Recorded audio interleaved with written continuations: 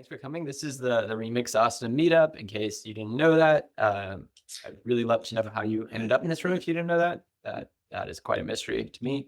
But yeah, this is a meetup that's been running for a few years now. We like to talk about Remix and React Router and building on the web. Poor voice quality detected. Okay, rude. I think I have a fine voice, but yeah, we like talking about how to build the web, build on web fundamentals and APIs and all that good stuff. So that's just a bunch of words. Today we're going to be talking about whether Mark is going to be talking about code transformers or rather compilers in the React Router ecosystem. So yeah, very excited about that talk. Before we get to that though, I am going to go through a terrible sequence and say that Kent C. Dodds, who does a bunch of stuff, most people probably know his name. He's an educator, among other things, is running a conference in March, and he has generously offered us a 30% discount. So if that is something you're interested in, there's a QR code. You can also reach out to me later if you are interested in that code. Yeah, it's a cool conference. I went last year. I really enjoyed it. I'll be there again this year, so you'll know at least one person. I think, yeah, Luke is going to be there as well, so you'll know at least two people. So yeah, just wanted to get that out of the way. I'll probably mention it again at the end. But if that's everything, Mark, if you're ready. Okay. Hello. I am Mark Malstrom, and my pronouns are they, them. I'm a UX designer by title and a UX engineer by trade. Today, I'm excited to give you all a tour of the tools that help us transform our code when we're working on a React Router app. So because JavaScript developers might not be as familiar with compilers as those working with non-interpreted languages, I'll start by taking a basic look at the basics of compilers. Oops, there we go. After that, we're going to talk about some of the most common compile targets, TypeScript, TSX, JSX, and explore how different compilers handle these dialects. Then we'll go over how Vite and the Vite plugins, including the React Router developer plugin, transform your code. And finally, I'll show you how a new class of compilers dedicated to React are changing the game for performance-focused code. So let's jump in. So to begin, I wanted to take a step back from the usual JavaScript and React discussion to talk about what a compiler actually is. So at its core, a compiler takes code written in a high-level language and converts it down to a lower-level language, typically machine code, but it could be anything that is runnable by the environment that you're targeting. Typically, probably the compilers most people are familiar with are the C compilers, GCC, Clang. They take C source code and translate it into machine instructions that a CPU can execute. These compilers don't just convert code, they also optimize it to run faster and more efficiently, doing things such as inlining functions or unrolling loops.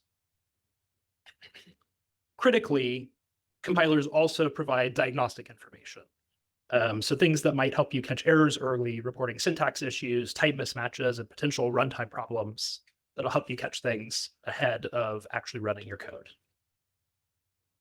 So compilers are comprised of a few key steps, and these are found in most compilers. The pipeline starts with your source code going into a lexer. The source code is scanned and then broken down into these tokens by the lexer, which are the basic building blocks like keywords, identifiers, operators, things of that nature. After the lexer is done, the parser takes over, and tokens are organized into an abstract syntax tree, and this represents the grammatical structure of the code and how all the different parts and tokens fit together. Finally, the parser feeds the abstract syntax tree into an optimizer. The optimizer performs dead code elimination, things like tree shaking and code splitting, various techniques in order to get your code to run faster. Finally, the optimized representation is converted into runnable code tailored for the target environment, which in C is machine code, but for JavaScript will be JavaScript. Some various parts of JavaScript we'll look at today do bits and pieces of them, but most of the tools that we're going to look at don't perform all of these steps together. So now let's talk about the compiler specific to JavaScript and React.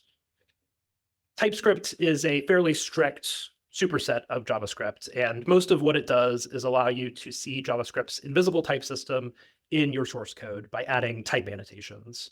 The team at Microsoft created TypeScript, and they have the TSC TypeScript compiler is the reference implementation of TypeScript. So TSC can do several things. It can verify the soundness of a program or a script through type checking the type annotations. It can remove the annotations and transform syntax into something that is plain JavaScript that can be run by a JavaScript engine. It can also take future JavaScript syntax, things like standard decorators, and even back in the day, like async await, it was able to transform these future syntaxes into something that is runnable in today's JavaScript engines. Finally, it can emit type definition files for libraries specifically so that your code can be imported into other TypeScript files while maintaining the types, even though they are runnable now as plain JavaScript. And a key portion of TypeScript is that it comes with a language server protocol, and the LSP is key to using basically any compiler inside of your IDE. What it does is it will surface the diagnostics in a way that VS Code or Cursor or any of these editors can understand and display right on your code errors and diagnostics. So there are actually a few other TypeScript compilers besides the reference implementation of TSC, and each of them have their trade-offs and benefits. So Babel is probably the one that most people are familiar with, and Babel was one of the original JavaScript compilers. It's written in JavaScript, and it allows developers to do a lot of the same things that the TypeScript compiler does, just without the type annotations. So things like minification, syntax lowering, JSX transformation was initially implemented as a Babel plugin. And it even includes plugins, a plugin system, so developers can write their own Babel plugins and create their own compilers. ESBuild was sort of the first of a new breed of tools targeted at JavaScript ecosystem that was built in a compiled to machine code language, which is Go.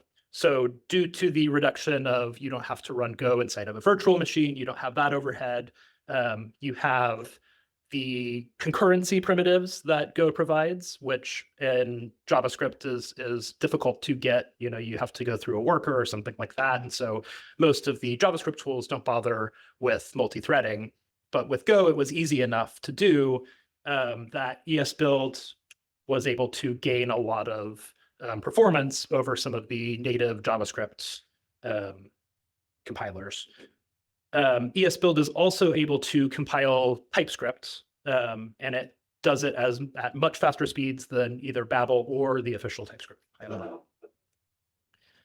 And then there are a few new compilers in the space of native compilers. There's SWC, which stands for the Speedy Web Compiler, and OXC, which is the Oxidation Compiler.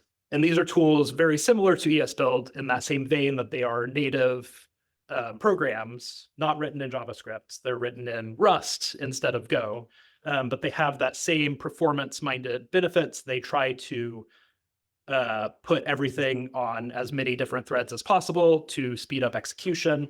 And the benefit of these compilers specifically is that they have a very extensive plugin system compared to ESBuild, which chose specifically not to include a plugin system beyond the JavaScript plugin system that they have. So you can take Rust code, the lexer and parser and abstract syntax tree and things like that from SWC or OXC and build your own JavaScript tools and compilers on top of these libraries. And as you can see from this benchmark, ESBuild and SWC vastly outperform the TypeScript compiler and Babel when benchmarked on speed to compile some code. Now let's talk about the JSX transformation specifically. JSX is not standard JavaScript, and I think a lot of people in the React ecosystem forget that from time to time, but this has to be compiled down to something that a JavaScript engine can run. So if you have a standard JSX expression like this, you've got a div with a class name, prop, and some children. The typical transformation that React used for a long time was this create element call. And so you'd pass in either the component function or the element name as a string as that first argument. You pass in props as the second argument, and then the third argument takes children. But recently, as of React 17, the React team switched to this new JSX transform. And the primary reason for this is motivated by bundle size and simplicity. It combines all of the props into one object, so we're not having to split out children anymore. And just by benefit of being a shorter symbol, it reduces bundle size. All of the compilers we've talked about so far are capable of making these transformations to JSX, but these are specific to React. So this transformation relies on React having this function and this function existing in this exact shape, whereas there are a lot of different frameworks that use JSX and implement non-standard JSX transformations. So things like Solid will implement a different transformation to get different runtime characteristics out of JSX. And that's possible because JSX only standardizes the syntax. It doesn't standardize the runtime behavior. Next up, it's time to talk about Vite and its plugins. So Vite is a popular front-end build tool created and maintained by the folks behind Vue. And it is the build tool of choice for React Router applications. When Remix moved off of their custom ES build compiler, they moved to Vite to take advantage of all the great things that Vite has. So built-in, Vite has support for hot module replacement, which lets you reload your code as you're running. As you're making changes to your running code, it will reload and preserve the state. It has extensive SSR support, sort of in the plugin system. It offers a lot for the server environment versus the client environment. And in a new update recently, they put together a whole environments API that standardizes this even farther. So you can add support beyond just client and server. You can have a worker environment. You can have all kinds of different environments that aren't just restricted to the client and the server environment. So Vite builds and bundles code using ESBuild during development, which is a bundleless development process. But then it uses Rollup to bundle everything for production. And Rollup is a JavaScript-based bundler, specifically created by Rich Harris of Svelte.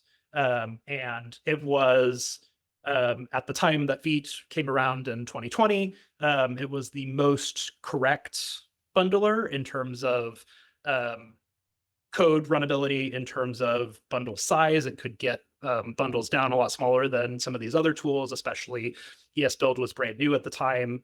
And so there's the split between dev and production, where you're using two different tools via Vite to actually compile your code. And this is great because it lets you get really fast development build times and really accurate and small production build times. But you can have differences between these two because they are two different tools that may have slight differences in the way they compile things, and that could interfere with your code at runtime during production. And so that is something that the Vite team is aware of, and they are currently working on plans to move to a new bundler and compiler, all integrated in one called Rolldown. Rolldown is going to be very similar to Rollup. It has a compatible API, especially for Rollup plugins, of which there are many, and the Vite plugin ecosystem builds on top of the Rollup plugin ecosystem. And because this is based on OXC, which is one of the fastest JavaScript compilers out there, written in Rust, it will be able to take advantage of any of the OXC compiler plugins as well. And because it will be both correct and produce small bundle sizes and be fast, it will be usable in both dev and prod. And finally, like I said, Vite has a really extensive plugin ecosystem. This builds on top of the rollup plugin API. It adds a few Vite-specific things for the dev server and the environments, like I mentioned before. But there are tons of plugins out there for almost anything you can imagine. You can probably find a Vite plugin. So the React Router compiler is also a Vite plugin, and it adds several meta framework features on top of Vite and React Router.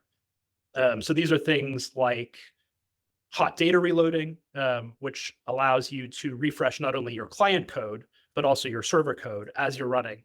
And you make changes to your server code, the React Router compiler will replace those and let you see the new state automatically without having to restart the server. It also includes automatic code splitting. So this will reduce your bundle sizes across different routes, as well as doing things like letting you write server and client code in the same file, and then being able to automatically split those off to their separate environments to be run separately. And then finally, it does a new feature as of React Router 7. It has this type generation where it automatically will generate types based on your code that will give you automatic type safety. So with code splitting, instead of bundling all the routes into a single giant build, if you imagine you have a route config like this, then the modules referenced here, we have contacts.tsx and about.tsx. These become entry points to the bundler. And because these entry points are coupled to the URL segment /contact/about, React Router knows which URLs need which pieces of code. And so through the React Router compiler, it's able to split these into separate JavaScript bundles. And then you only have to fetch the code for the route that you're visiting. And so this drastically reduces the JavaScript footprint for initial page loads and definitely speeds up your application. Another feature of the React Router compiler for code splitting is being able to write server and client code in the same file. So if you're familiar with Remix or React Router, you might be familiar with this, where you can write your loader, which gets executed on the server, and then the main component and your meta tags are rendered on both the server and the client. And so the compiler will actually remove server code from the browser bundle. And it's pretty straightforward, the strategy it uses, but it does follow some rules. So what happens is essentially a proxy module is created that exports just the things the client needs.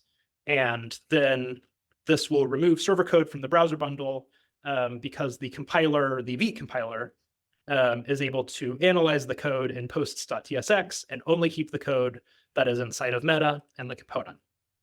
So the result is something like this, where your server code would be that first file, it would run everything, and your client code would get rid of that loader, so none of your server code comes over to your client. Finally, React Router, the compiler does some type generation, and this is a new feature to provide sort of end-to-end type safety. And it will read your code and generate these types on the fly. So if you have a route like this, where you have a ID parameter that you need to be able to access, the React Router compiler, when you run React Router typegen, it will execute your route config.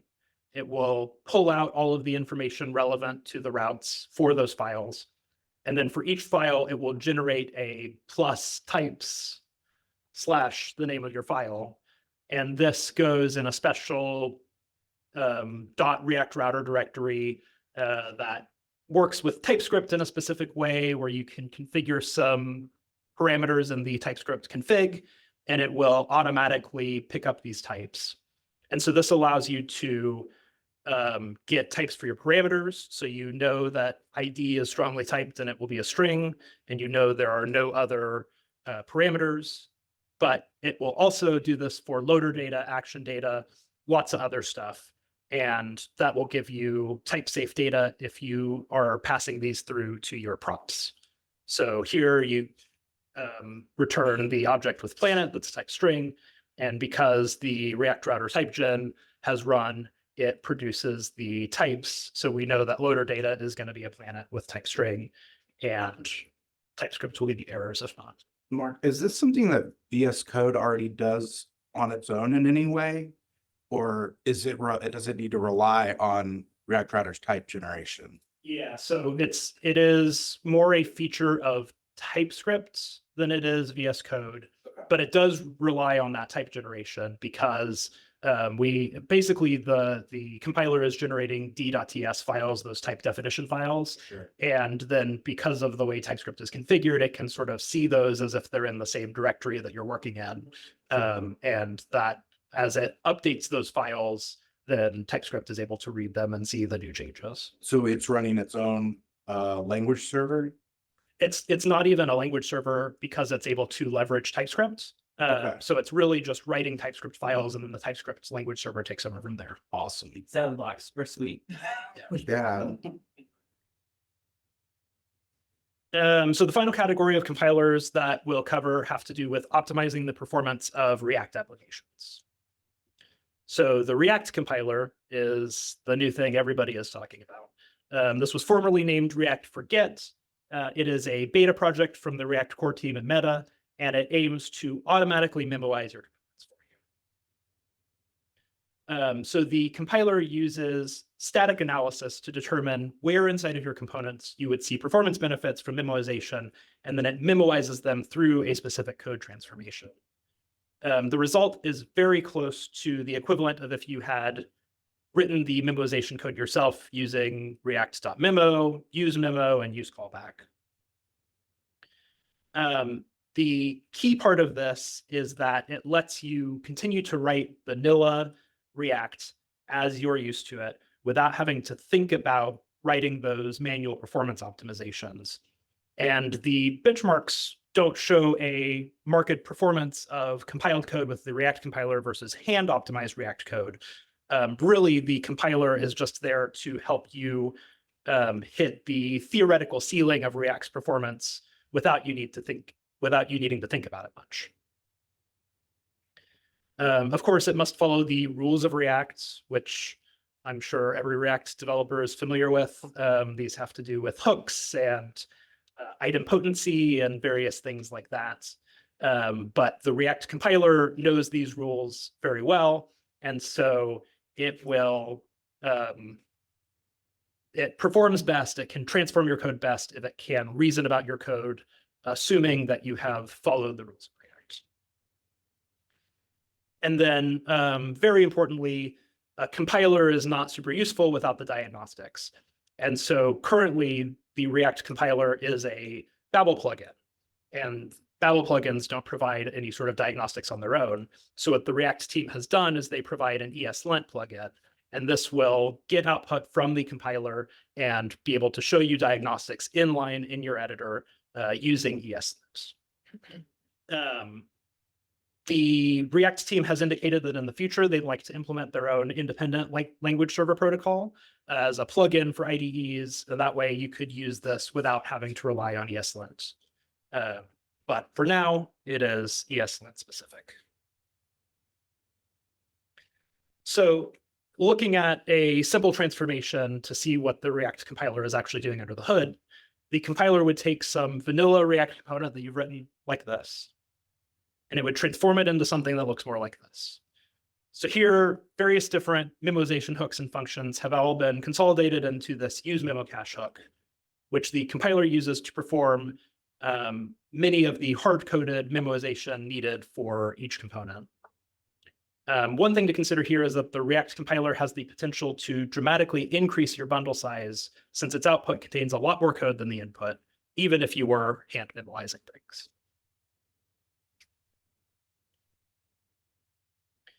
It's pretty easy to use the React compiler with React Router.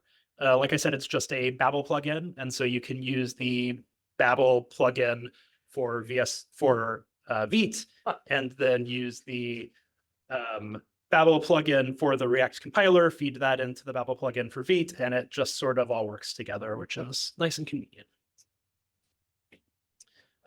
Million is the other React-centric compiler, and it has a completely different approach to optimization.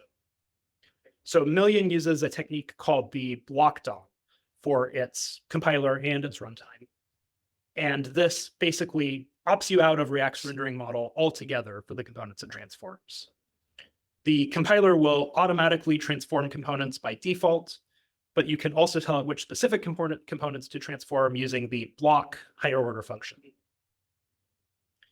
When opting into transformations, the compiler can intelligently hoist React features that are incompatible with the block DOM rendering method to ensure that everything works together. So the block DOM technique in Million does two primary things to optimize performance. First, it separates the create and update phases of the component. So in vanilla React, without memoization, the entire component is run and a completely new VDOM is created every time any state or props change. But in Million, the entire component is only run once for each time it's mounted. On state and prop changes, the only thing that gets rerun is the dynamic components of the VDOM. So you can think of this sort of similar to how Vue's VDOM phases work, where they have a setup function, and then it's the render function or the template that gets run every time. Second, the Million compiler performs static analysis of the holes in the VDOM and extracts them specifically. Holes can be thought of as any expression in JSX that doesn't contain a constant or a literal. And so once it has determined what is static and what doesn't change across renders, Million will hoist that code so it only runs once and only needs to update the holes in the JSX rather than diffing the entire component tree. So looking at an example component that create a few DOM nodes with some simple state, we can look at the pseudocode transformation for approximately what the Million compiler is doing. Of course, the actual transformation is much more complex and doesn't fit on a slide, but this is approximately what Million is doing. So the compiler effectively memoizes the initial setup code for the component, including the creation of the real DOM elements. And it does this by hacking useRef. There's a bunch of useRef in the compiled code here, but then that will return a render function which grabs references to all of the created DOM elements, and then it will update their properties directly if the state props have changed since the last run. So it's directly updating things like that paragraph tags, inner HTML, and the buttons on click handler, instead of returning completely new VDOM trees every time. So if we want to look at this in a graphic format, we can see how Million's compiler is able to identify the dynamic pieces in the VDOM here, represented by the question marks. Because it knows the rest of the tree is static, all it really cares about is diffing the holes where things might change. Then Million creates an edit map, which tells the runtime precisely which DOM node to update and updates them directly after diffing here for node 1 changes. When the diffing engine identifies these changes, then it can directly update the DOM nodes it has via references with the new data instead of having to diff the entire tree.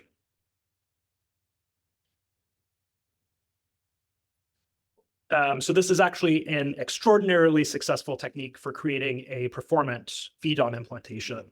When compared to vanilla JavaScript implementation of the same app, Million performs at around 90% of the speed of vanilla JavaScript, whereas React hovers around 25% of the speed of vanilla JavaScript. And if you look at the JavaScript framework benchmark, all of the frameworks that are above the 90% mark are either in the fine-grained reactive frameworks category or the block DOM frameworks category. How does the bundle size compare to something like the React compiler? Probably comparable. They are both generating a fair amount of code that wouldn't be present with vanilla React. Million also has a diagnostic tool called MillionLint. And MillionLint does provide its own LSP plugin.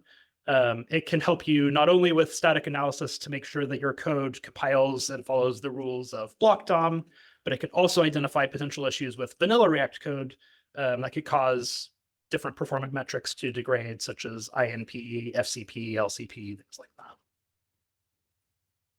Million is similarly easy to use with React Router, maybe even easier. All you need to do is import their Vite specific plugin and set your options for it. You're good to go. So that was a brief tour of compilers in the React Router ecosystem. Whether you're new to the framework or have been using it for a while, I hope you decide to take what you learned here and build something exciting with the tools I covered today.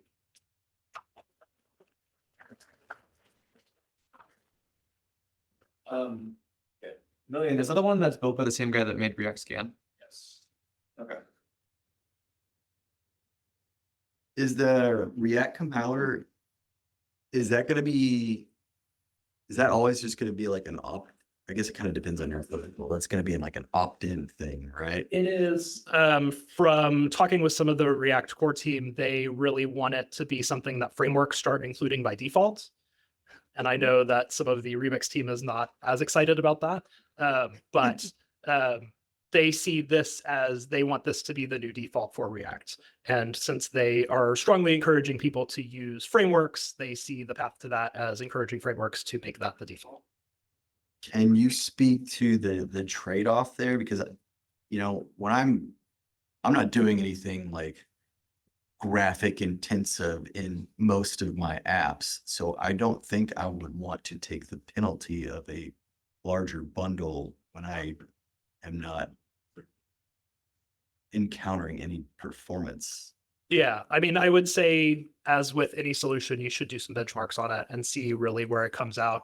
I think a lot of the tools that we use today, things like TanStack Virtual, they're already doing their own optimization tricks to bypass this stuff. And so if you are using a bunch of existing tools, a lot of them which aren't even compatible with the React compiler because of the special optimizations they use, you're probably not going to see a lot of benefit from the React compiler. But if you are doing something very unique, or like you said, graphically intensive, things like that, then there's going to be a lot more benefit to it.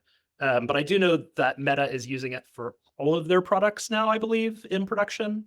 Instagram, Threads, Facebook. Yeah.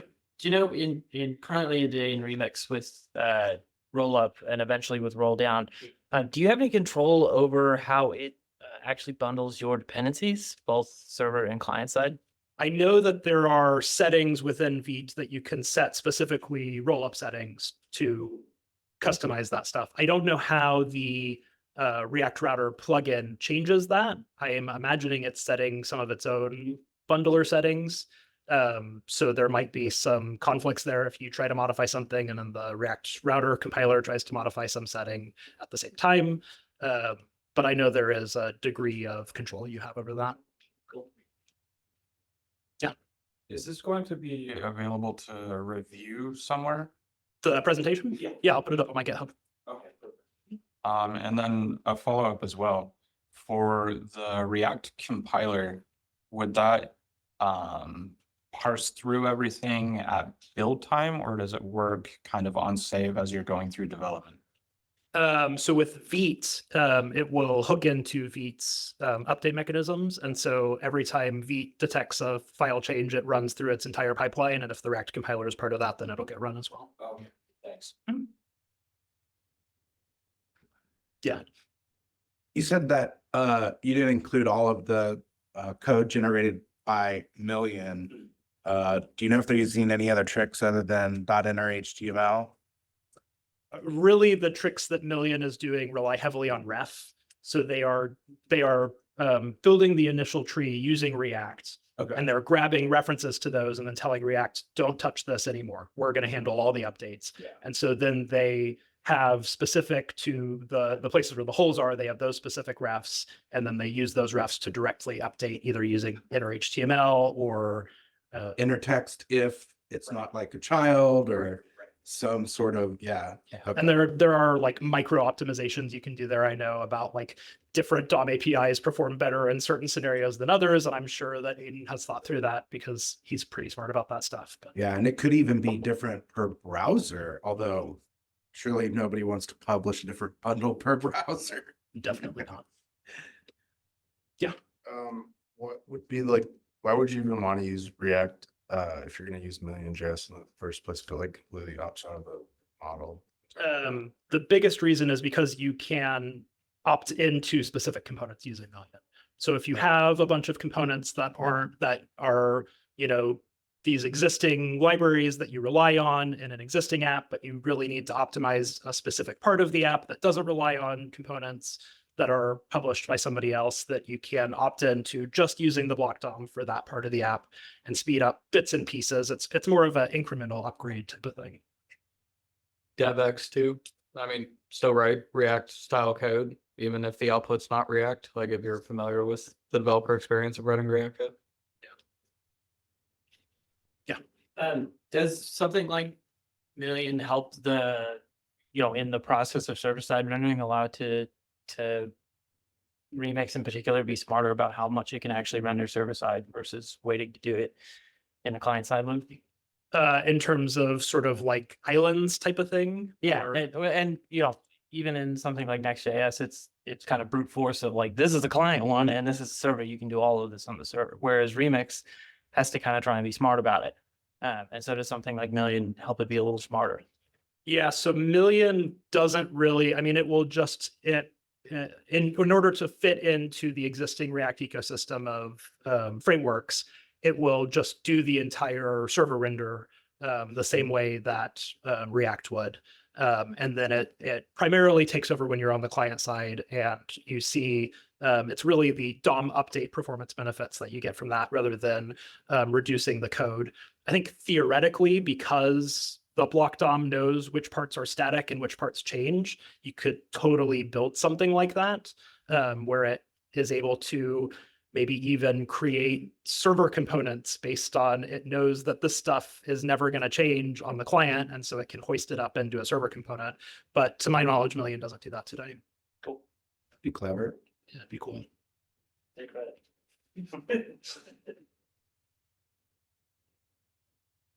Anyone else? Would the React compiler and things like that work well with doing 3D stuff like with 3JS and React Fiber? Yeah, so I believe that probably where that's going to help you the most is on the code you're writing. I know a lot of the React 3 Fiber stuff is very specific around, they have specific hooks that actually do memoization for you and things like that. I think there's probably an opportunity there for them to rethink some of their API, considering the compiler, and do away with some of their specific hooks and just let the compiler sort of memoize things automatically. But I'm not sure how it would work today with their existing API. That'd be interesting to check though. All right, that is all the speak in we have for this week. If you're interested in giving a talk in the future, just reach out to me. We have a form on, I think on Meetup. So you can use that if that's helpful. It's just kind of like walk you through it. That'll go to my email, so I'll get that. Or you can just reach out to me on various different ways. It's pretty easy to find me on Discord or Twitter or email or whatever you end up finding will work. Or you can just talk to me in person. But yeah, thanks everyone for coming. Hope you have a good rest of your evening.